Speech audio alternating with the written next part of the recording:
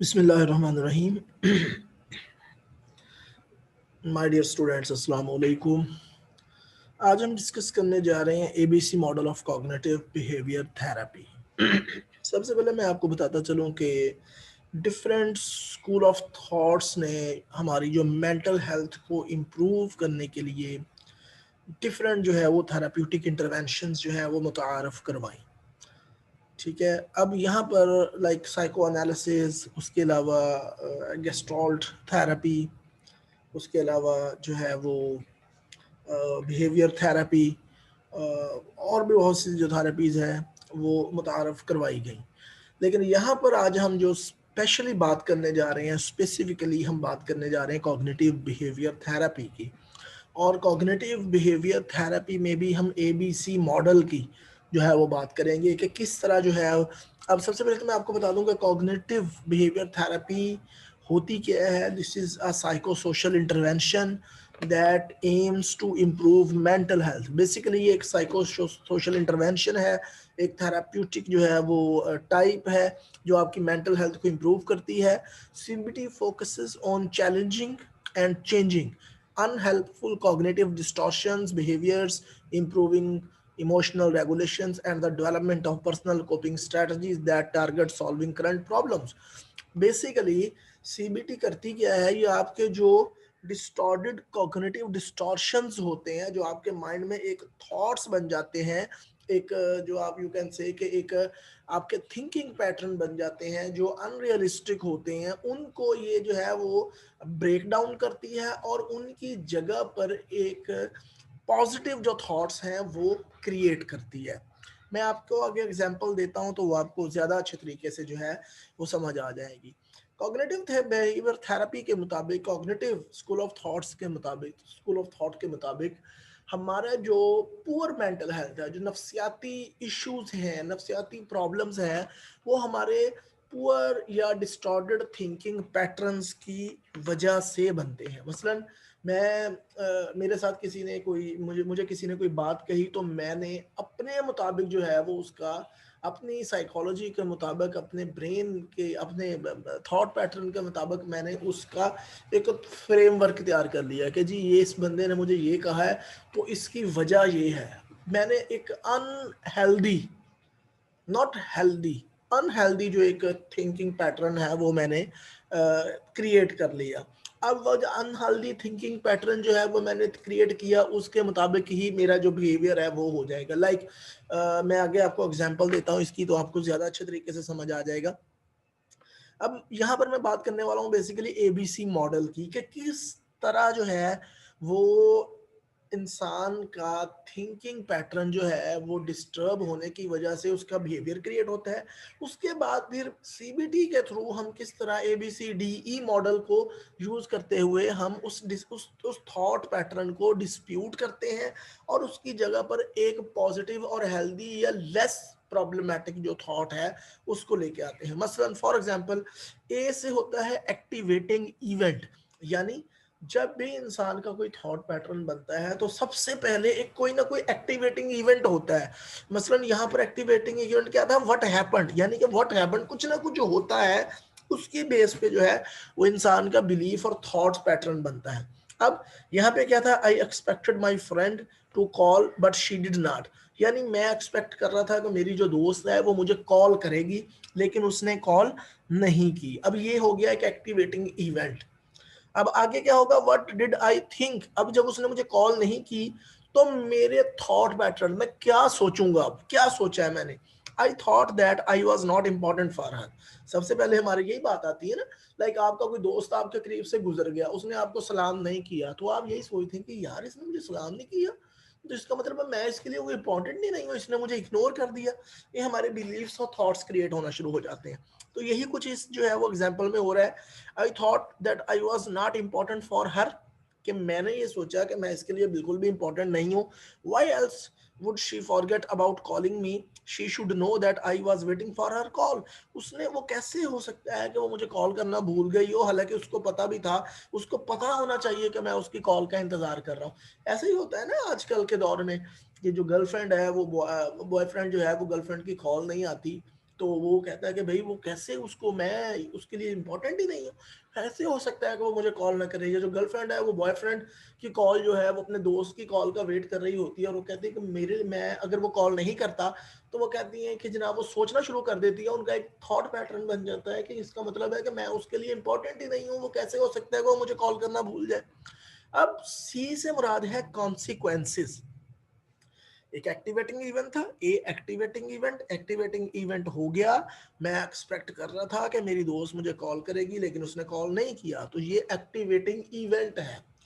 अब उसकी जगह पे, उस एक्टिवेटिंग इवेंट की जगह पे मेरा बिलीफ या थॉट क्या बना कि इसका मतलब है उसने मुझे कॉल नहीं किया, तो मेरा थॉट पैटर्न ये बन गया, मेरा बिलीफ ये बन गया कि इसका मतलब ये है कि मैं उसके लिए इंपॉर्टेंट नहीं हूं। वरना कैसे हो सकता है कि वो मुझे कॉल करना भूल जाए, उसको पता होना चाहिए था कि मैं उसकी कॉल का इंतजार कर रहा हूँ, और जब उसको पता था उसने फिर कॉल नहीं किया तो इसका मतलब मैं उसके लिए इंपॉर्टेंट नहीं हूँ। अब सी से कॉन्सिक्वेंसेस। अब थॉट पैटर्न तो बन गया, बिलीफ तो बन गया, अब उसके कॉन्सिक्वेंसेस क्या होंगे, उसका नतीजा क्या निकलेगा। I felt disappointed, hurt and angry, I was aggressive, we had an argument on that. ठीक है, मैं बहुत डिसअपॉइंट हुआ, हर्ट हुआ, एंग्री हुआ, और मैं बहुत गुस्से में आ गया, और हमारा इस बात पर झगड़ा हो गया। ठीक हो गया, एक्टिवेटिंग इवेंट हुआ, उस एक्टिवेटिंग इवेंट की बेस पर मैंने एक अपना बिलीफ बना लिया, एक थॉट्स बना लिए, अपने थॉट पैटर्न बना लिया। उन थॉट पैटर्न की बेस पर फिर कॉन्सिक्वेंसेस क्या हो गए, मैं गुस्सा हो गया, नाराज हो गया, हमारी लड़ाई हो गई इस बात पे। अब यहां तक तो था एबीसी मॉडल। अब कॉग्निटिव बिहेवियर थेरेपी ये कहती है कि अब यहाँ पर तो इशू आ गया, यहाँ पर तो क्रिएट हो गया इशू, प्रॉब्लम हो गया, पुअर मेंटल हेल्थ हो गई, लड़ाई झगड़ा हो गया एक एक्टिवेटिंग इवेंट की बेस पे। क्यों? क्योंकि दरमियान में जो थॉट पैटर्न था वो थॉट पैटर्न डिस्प्यूटेड था, वो थॉट पैटर्न नेगेटिव था, उस थॉट पैटर्न की बेस पर कॉन्सिक्वेंसेज हो गए। अब हमने करना क्या है, उस थॉट पैटर्न को डिस्प्यूट करना है, यानी कि डी। अब थेराप्यूटिक इंटरवेंशन यहाँ से स्टार्ट हो जाती है कि हम डी, ए बी सी तक तो ये था प्रॉब्लम। अब इस प्रॉब्लम को सॉल्व कैसे करना है, डिस्प्यूट डी, यानी हम उस थॉट पैटर्न को, जो बिलीफ और थॉट पैटर्न दूसरी जो स्टेज पे था, उसको हम डिस्प्यूट करेंगे। Dispute your thoughts, challenge your believes. ठीक है, अब यहाँ पे डिस्प्यूट कैसे करेंगे, why does it mean she does not care about me और even does not love me any more if she does not call. कहता है कि इसका क्या मतलब हुआ कि अगर उसने मुझे कॉल नहीं किया तो इसका क्या मतलब ये है कि वो मेरी केयर नहीं करती, वो मुझसे प्यार नहीं करती। How is not calling me connected to not caring about me. मतलब वो कहता है कि अगर एक बंदा कॉल नहीं करता तो इसका कनेक्शन क्या इस बात से है कि वो मेरी केयर ही नहीं करता, वो मुझसे प्यार ही नहीं करता। मतलब एक कॉल ना करना कैसे हो सकता है कि इसका मतलब ये हो कि कोई बंदा किसी की केयर नहीं करता या किसी से प्यार नहीं करता। तो इसका बिल्कुल भी ये मतलब नहीं हो सकता। क्यों? इसका तो कोई और भी इशू हो सकते हैं। ठीक है, लाइक वो कहीं बिजी हो सकता है, लाइक वो कहीं, अब ये डिस्प्यूट किया ना हमने अपने थॉट पैटर्न को, कि हो सकता है उसको कोई पुराना दोस्त मिल गया हो, वो उससे बातें करनी शुरू हो गई हो सकता है उसको टाइम का पता ना चला हो सकता है उसकी कोई अपनी परेशानी हो सकता है उसके कोई घर में प्रॉब्लम हो, कोई बच्चे बीमार हो, कोई उसके वालदैन बीमार हो, कोई बहन भाई बीमार हो सकता है कोई और इशू है जिसकी वजह से वो कॉल नहीं कर पाई। तो जरूरी नहीं है कि सबसे पहले तो हम क्या करेंगे, डिस्प्यूट करेंगे अपने थॉट्स को, कि सबसे पहले तो बात ये है कि कॉल ना करने से कभी भी ये मुराद नहीं होता कि आप जो आपकी वो केयर नहीं कर रहे, आपसे वो प्यार नहीं कर रहे। तो ये कहीं भी कनेक्टेड नहीं है कॉल ना करना कि आपकी केयर ना करने से। ठीक है, और दूसरी बात ये है कि उसको कोई और भी इशू हो सकता है। अब क्या होगा, effective new believe and thoughts. तो हम क्या करेंगे, अब चूंकि हमने डिस्प्यूट किया, डिस्प्यूट हमने ये किया कि कॉल ना करने से मुराद ये नहीं कि वो आपसे आपकी केयर नहीं करती, वो आपसे प्यार नहीं करती, बल्कि उसका कोई और भी इशू हो सकता है। अब जब डिस्प्यूट हो गया तो इसका मतलब ये है कि पुराना जो बिलीफ था ये खत्म हो गया, नया बिलीफ बन गया। और नया बिलीफ जब बना है तो उसकी बेस पर सॉरी, जो डिस्प्यूट हमने किया है पुराने बिलीफ को, उसकी बेस पर फिर हम नया बिलीफ, इफेक्टिव बिलीफ जो है वो क्रिएट करेंगे। Find effective and helpful new beliefs.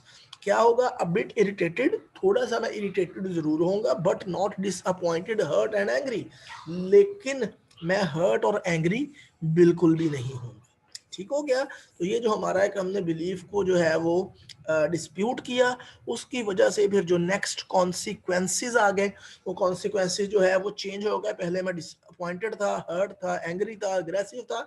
अब चूंकि मैंने डिस्प्यूट कर दिया अपने बिलीफ को कि जनाब वो कोई और भी इशू हो सकता है, पर इसका हर चीज ये मतलब नहीं कि कॉल ना करना केयर ना करने के बराबर है। तो फिर उसका अब चूंकि नया बिलीफ बन गया, तो इसका मतलब ये हुआ कि उस नए बिलीफ की बेस पे नया कॉन्सिक्वेंसेज भी आ गए, नए बिहेवियर भी बन गए। और नया बिहेवियर भी क्या था कि मैं थोड़ा बहुत इरिटेट जरूर हुआ हूँ, but it does not mean कि I am disappointed, hurt and angry. तो this is cognitive behaviour therapy, A B C model, ABCDE model basically. तो ABCDE मॉडल हमें यही सिखाता है कि एक एक्टिवेटिंग इवेंट होता है, उसके बाद आप उस एक्टिवेटिंग इवेंट की बेस पे बिलीफ और थॉट क्रिएट करते हैं। उन थॉट्स और बिलीफ्स की बेस पर कॉन्सिक्वेंसेज आते हैं।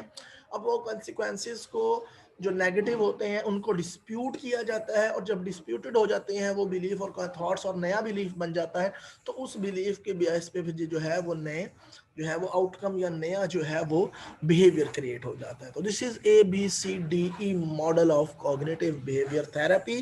कॉग्निटिव बिहेवियर थेरेपी का क्या काम है कि आपके जो डिस्प्यूटेड थॉट्स हैं, बिलीव्स हैं, ये उनको चैलेंज करती है और उनको चेंज करती है, और उसके बाद जो है वो आपकी इमोशनल रेगुलेशन और सेल्फ कोपिंग स्ट्रेटजीज को जो है वो बूस्ट करती है, एनहेंस करती है, और कोपिंग स्ट्रेटजीज जो है वो आपकी बनाती है। तो होपफुली ये आपको ABCDE मॉडल जो है वो आपने अंडरस्टैंड किया होगा। तो इंशाल्लाह नए लेक्चर के साथ अगेन हाजिर होंगे। Thank you very much. अपना बहुत सारा ख्याल रखिएगा। फ़ी अमानिल्लाह। अल्लाह हाफिज़।